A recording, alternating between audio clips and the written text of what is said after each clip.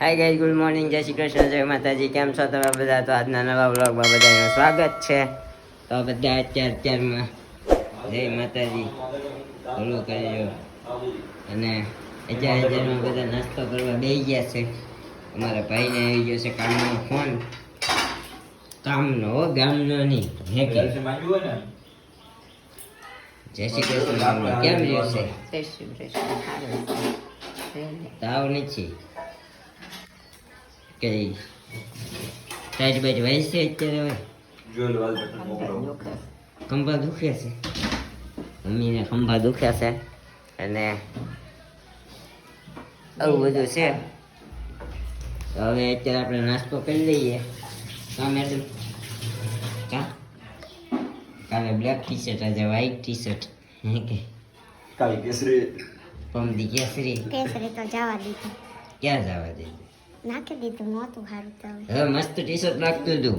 આ ઘેટી હારી આવતી તો ખબર પડતી હતી શિલ્પાબેન રાઠોડ આવ્યા આવે છે.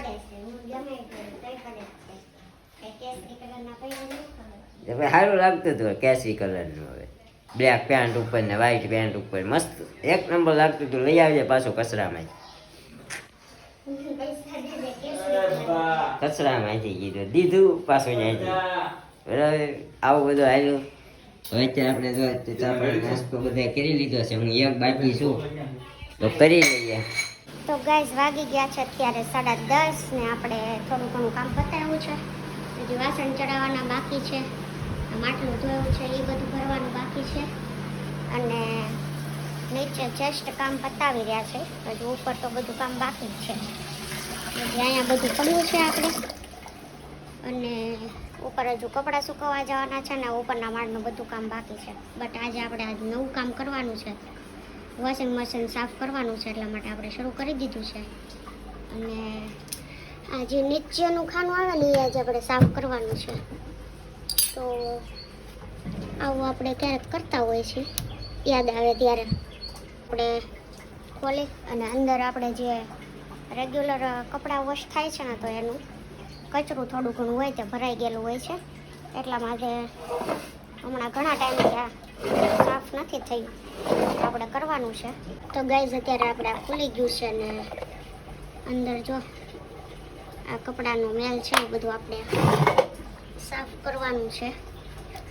પછી આપણે આ જે વોશિંગ મશીન છે ને શરૂ કરી દઈએ, કેમ કે ઘણા ટાઈમથી આ સાફ નથી થયું ને એટલે હમણાં ક્યારેક કપડાં નાખીએ ને તો થોડું કચરું આવતું હોય ને એવું જણાય છે. એટલા માટે તો કાંઈ નહીં, આપણે આ સાફ કરી નાખીએ. જે ઘણું બધું કામ છે એ પતાવી દઈએ, પછી મળીએ. તો ગાઈસ 1 વાગી ગયો છે બપોરનો, અને આજે આપણે જમવા બેસવાનું છે.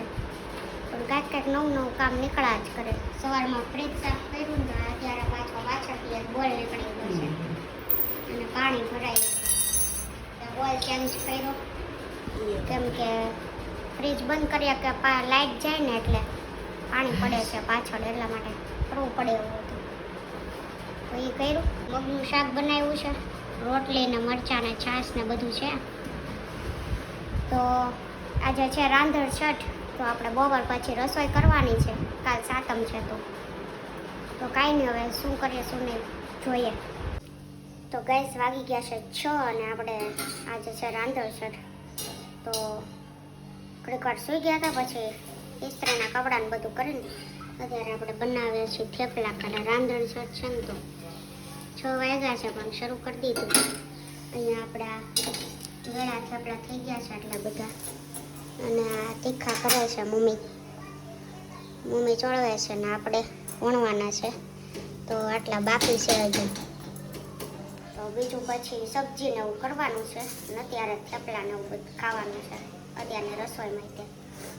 એટલે બહુ બધા બનાવવાના છે અત્યારના, સવારના ને બપોરના. સાંજે તો રસોઈ નહીં બનાવીએ, પણ જોઈએ હવે શું કરીએ એ. તો કાંઈ નહીં, આપણે બનાવી નાખીએ. અને આજે કોણે રાંધણ છઠમાં શું બનાવ્યું છે એ જરા કમેન્ટ કરજો. તો ઓકે, તો कंटिन्यू। समा चुके हैं घर पे और खाना खा पी कर हो गए फ्री। और हमारे वृत्ति बहन लेकर आ गए नए खिलौने। हमारा मैडम गायब मैडम सीधा फोन कटी कर डाला।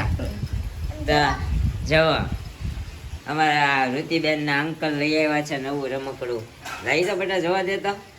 જો આવા કેમેરા અમે નાના હતા ને ત્યારે આપણે પ્રવાસ સ્કૂલમાંથી લઈ જતા ને ત્યારે આપણે લઈ આવતા ત્યારે આમાં આવી રીતે દેખાતું. જો અંદર કાર્ટૂન દેખાય ને એવી રીતે આપણે નરી આંખે આમ પ્રકાશમાં રાખીને જોવાનું આવતું ને હવે આ નવું આવ્યું લાઇટ વાળું. જો આ લાઈટ બંધ લાઇટ નજીક લાઇટ ચાલુ છે ને એટલે બહુ કમ્પ્લીટ નહીં દેખાય, બાકી મસ્ત દેખાય છે. અલગ અલગ પાછા ફરે. જો કેમ પણ કોણ રેમું છે આવા રમકડા, કેટલાય કાર્ટૂન છે આમાં, બધા ફેરા કરે. જોવો અને અમારા ઋતિબેન જો આને શું કહેવાય, આનું નામ શું હતું શિરાકા કાર્ટૂનનું? ખબર નહીં આપણને. બ્લુ કલરનું આવતું, બહુ સારું એવું નામ હતું. જો મોઢા ડોરેમોન. ના ના જો હાથવાળી આઈસ રે ડોળા કાઢ્યા એને, એ દાંત કાઢ્યા છે એલા હાથ એલા એલા કેમ પણ બાજી. અમારા ઋતિબેન લઈ આવ્યા નવા રમકડા, એના લાવ્યા છે અને ભૈલાની દીદીની હાટું, પણ બેન રમી રમીને પતાવી દે છે. કા જુઓ કરતો એ ખરખું. જો આવી રીતે સ્ટ્રીપ છે ને હમણાં એ ફેરવશે ને એટલે ફ્લાવર બની જાય. ફેરવી તો હરખું હરખાઈ ઝટકો મારીને ફેરવવાનું. જો જો ફ્લાવર થઈ ગયું, જોયું? એ જો આ કારીગરી ચાલુ કરી દીધી છે. લાવ્યા છે દેવાંશી ને દેવાંશ હાટું. જો ફૂલ હા હવે ફૂલ થઈ ગયું. જો અમારા ઋતિબેન ને પણ આ છે ને હમણાં કે અમે પૂછ્યું રમકડા કોની હાટું છે, તો કે અત્યારે મારી હાટું છે, પછી કે ભૈલો ને દીદી રમશે. તો ભૈલો ને દીદી રમવા જોડે થાય ત્યાં તું પત્તા ટાળી નહીં દે બેટા. હે તું કાલ રાધા બનીને ગઈ હતી ને, કેટલામાં નંબર આવ્યો? મને તો મેં શું કીધું તને? મસ્ત વેકેશન પડી ગયું 3 દિવસ 3 દિવસનું. કાલ રજા, કાલે રજા. શુક્રવાર શનિવાર રવિવાર અને ટ્યુશનમાં કાલ જવાનું.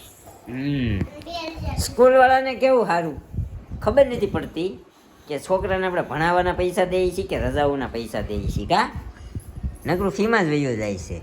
અમારા ભાઈ પેલા રજા છોકરાનો હક બને આપવી જોઈએ. આપી જોઈએ, પણ એ કરે ત્રણ નહીં, પછી માવું ને એમ થાકી જાય બિચારી માવડિયું.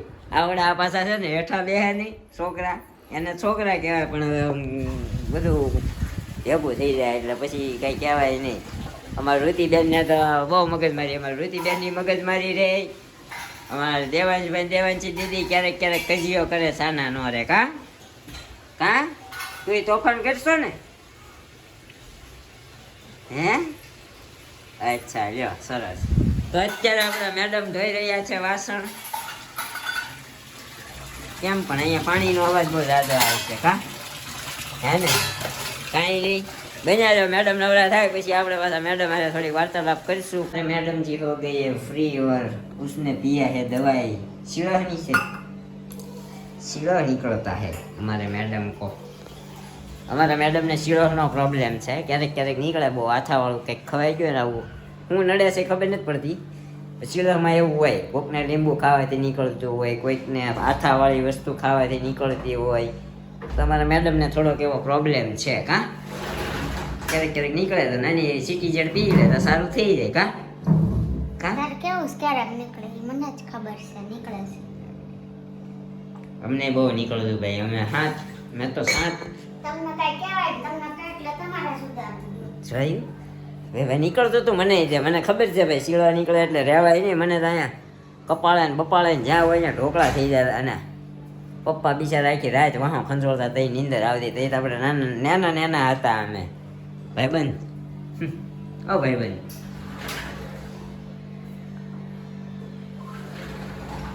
તઈ તો અમે નાના હતા. તઈ સહન ન થતું ને હવે તો સહન થાય એવું જ છે તમારે. તો અમે નાના હોય એ તો કેવું બધું અમે રો કરતા હોય, એ લોકો કંટાળી જતા હોય. ખબર છે? હા પડ્યો સામે ઓલા ઓશિકા નીચે. કેમ પણ આપણું કામ કેવું છે?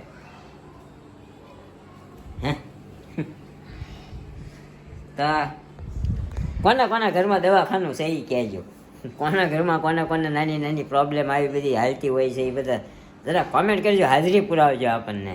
શું કે કોમેન્ટ કરીને કા તમે લોકો અમે લોકો કોમેન્ટ વાંચવાની બંધ કરી દીધી ને તો તમે લોકો હવે કોમેન્ટ કરતા જ બંધ થઈ ગયા. કંઈક કોમેન્ટ કરો હારી હારી તો આપણને મજા આવે આન્સર દેવાનો.